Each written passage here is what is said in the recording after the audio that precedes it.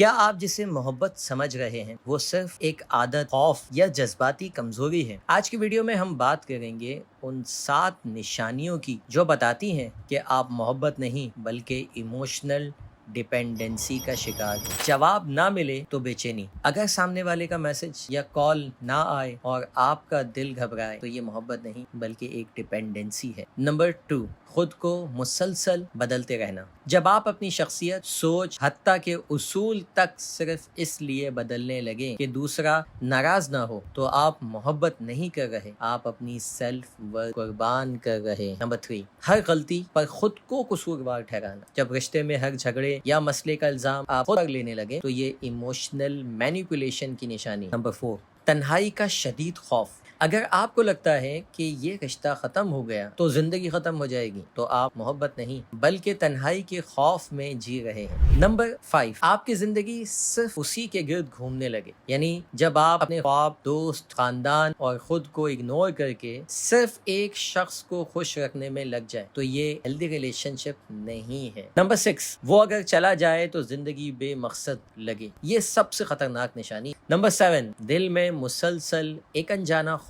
محبت میں خوف نہیں ہوتا، اگر آپ ہر وقت ڈرتے رہتے ہیں کہ وہ چھوڑ نہ دے، ناراض نہ ہو جائے تو یہ محبت نہیں، ٹراما بانڈنگ